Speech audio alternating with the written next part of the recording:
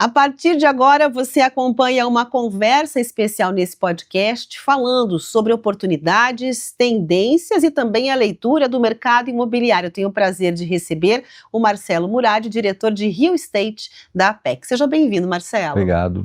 Um prazer conversar contigo e, claro, como já fiz a abertura aqui do podcast falando sobre a questão de oportunidades, vou abrir a nossa conversa pedindo para que você traga leitura de oportunidades para 2025. O que tem no radar aí dentro do setor real estate? Essa pergunta talvez seja a pergunta que mais me façam nesse início de ano, né? Ou talvez desde que os juros começou a subir, né? Porque tem uma certa leitura de que a taxa de juros é um inimigo do mercado imobiliário. Só que tem algumas questões bem importantes nesse contexto, né? Na Apex a gente desenvolveu uma ferramenta de análise há 10 anos atrás chamada Radar Imobiliário. Então, o que essa ferramenta nos permite? Acompanhar todos os fatores que impactam o mercado e a partir do comportamento desses fatores, ver como é que isso reverbera no mercado, né? Quando a gente faz uma análise dos últimos 10 anos, né, que fatores são esses, né? Atividade econômica, nível de confiança, emprego, renda e assim por diante. Eu diria que nos últimos 10 anos a gente nunca teve um momento em que todos esses indicadores estivessem apontando para um cenário positivo. A gente sempre atravessou momentos de alternância, né? E mesmo assim, o mercado conseguiu se manter estável ao longo desses anos, né? O que a gente percebe hoje, né? A gente percebe hoje uma certa preocupação em relação à taxa de juros, mas quando a gente olha para o mercado imobiliário, praticamente todos os segmentos estão em momentos muito bons, né? Então eu vou falar sobre alguns segmentos que a Apex investe. Quando a gente olha para o segmento de, por exemplo, condomínios logísticos, se a gente pega os principais mercados, né? Aí eu estou falando São Paulo, Espírito Santo, Minas, Curitiba, Santa Catarina, as taxas de vacância são baixíssimas. Quer dizer, daqui a pouco quase não vai ter oferta de espaço logístico, né? Consequentemente, os preços começam a subir. Quando a gente olha para o mercado de shopping center, os shoppings todos bombando, né? Super ocupados e com resultados operacionais surpreendentes. Quando a gente olha para o Minha Casa Minha Vida, é um mercado que depois das reformas do programa também vem alcançando números excepcionais. Quando a gente olha para o mercado de alto padrão, quase não há estoque e os preços só sobem, né? Eu poderia continuar falando aqui de outros segmentos. Então, o que a gente percebe, né? O que existe hoje de fato? Existe um país que cresce, né? O Brasil vem atingindo bons níveis de crescimento econômico. Existem estados, então, que crescem muito acima do Brasil: Paraná, Santa Catarina, Espírito Santo, Mato Grosso do Sul, são alguns exemplos. A gente tem uma situação de quase pleno emprego, né? Nas principais regiões, e a renda num processo de crescimento, né? Então, esse balanceamento de força, né, eu diria que a taxa de juros nesse momento está perdendo para todos esses fatores e o mercado imobiliário vive um momento muito bom. Que coisa boa, né? Porque a gente olha uma preocupação intensa para outros setores brasileiros, quando se fala na conjuntura econômica, mas você trouxe na explicação um elemento que me chamou muito a atenção, que é o olhar para os estados, né? E que conversa muito com essa questão regional de você romper com eixos estabelecidos, quando se fala em oportunidades imobiliárias. Sim. A Apex é uma empresa que vem investindo e desenvolvendo os mercados regionais, né? Tem até um nome, que é um apelido para isso que a gente deu, que são as onças brasileiras, fazendo uma alusão aos antigos tigres asiáticos.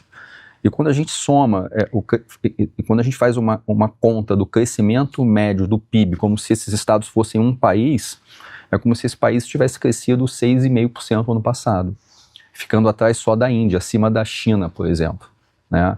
Então eu diria que tem um país que prospera, um país que cresce e que oferece muito mais oportunidades do que a média do Brasil como um todo. Bom, além desse olhar, então, para a questão regional, já comentou um pouco sobre o radar, que eu acho que também é crucial para você ter essa identificação desse recorte de oportunidades quando você pensa a questão dos estados, por exemplo. Esse compromisso, né, de você tomar decisão em cima de informação, eu acho que é fundamental para melhorar a qualidade do investimento, né? É isso que a gente busca fazer, né? E o radar a gente atualiza mensalmente há 10 anos, ininterruptos, né? Mas é um investimento em pesquisa Muito intenso. enorme, enorme. Até porque a gente tem que cruzar isso com as informações na ponta, né, do mercado, né? Que são, às vezes, coletas que a gente tem que fazer em campo. É um trabalho realmente muito forte, mas que a gente acredita muito, né? E eu acho que a gente não conseguiria fazer os movimentos que a gente faz sem que a gente tivesse essa base de informação. Bom, a gente está gravando esse podcast aqui no Paraná, então naturalmente eu vou pedir também a sua leitura a respeito da questão do Paraná quando se fala desse cenário aí de oportunidades e também resiliência, escapando da questão econômica, né, no sentido de ter ali resultados prósperos.